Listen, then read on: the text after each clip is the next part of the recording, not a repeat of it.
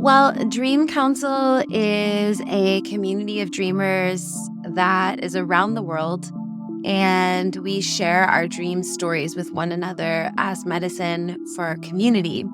And we believe that it's not so much in the visions that we experience themselves, but in our relationship with those visions where we can find medicine and meaning.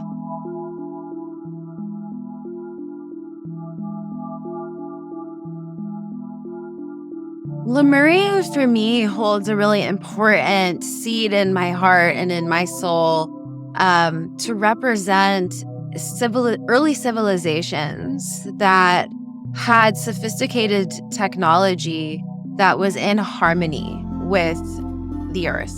And we've lost a lot of that memory consciously, but we're starting to piece together the puzzle about those memories and bring them back into conscious awareness.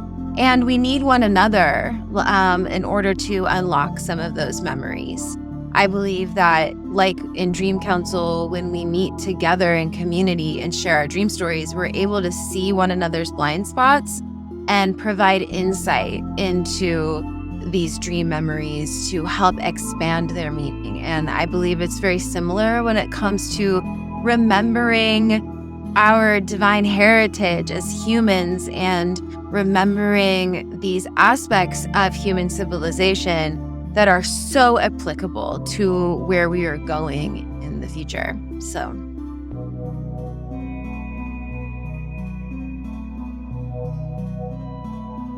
yeah, I grew up in Northern California in the Bay Area, so Mount Shasta was never too far away. In fact, on the top of the mountain where I grew up, which the native people there call Ayushtuk, on a clear day, you could see Mount Shasta from the summit of my home mountain. And so it was always a pilgrimage place for me spiritually. I remember one time driving to the top of Mount Shasta on a vision quest and looking for answers in life. And I got to the top and I didn't really find anything. And I was like, I don't know. I came back down and went to the headwaters to fill up before I went back home. And I met an old man there at the headwaters. And he told me that it wasn't the mountain that gives you a vision. The mountain was just so still that you were able to listen to yourself more deeply for the answers that you were looking for.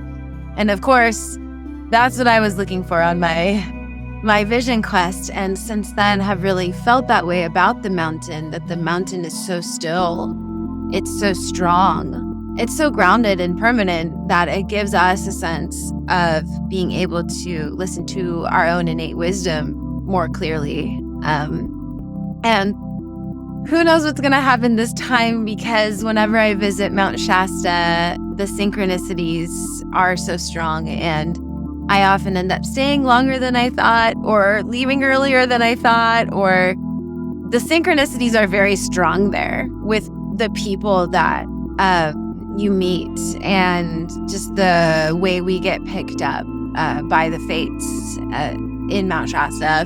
I had a crystal on the hood of my car that was held by a magnet for a while, and it was a quartz crystal, and wherever I would drive in Mount Shasta, the crystal would just move to point towards the mountain. It was like there's some kind of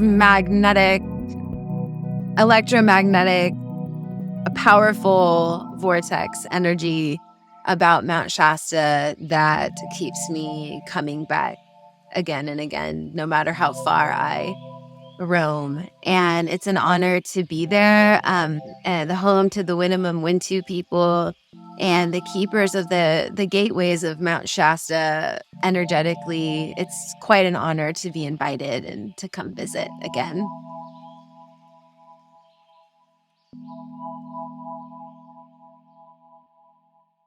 Yeah, so our workshop, Dream Council, is about awakening your inner visionary. So we're going to be working a lot with internal factors and external factors, meaning we're going to be working with the visions that we receive in dream time and in other visionary states, and massaging them between our inner world and our external world, and awakening more and more those extrasensory abilities that we have to, even in an instant, travel through dimensions with consciousness. So we'll be sitting under the great tree, and we'll be practicing some dream recall methods. We'll be doing some group interpretation, and we're going to be doing some journey work, guided journey work, to really awaken that dreamer within. Well, again, there's an internal and an external experience that we're going to have at Lemurian Life Expo. There's the beauty of nature, and there's Mount Shasta itself in our environment, which definitely impacts us.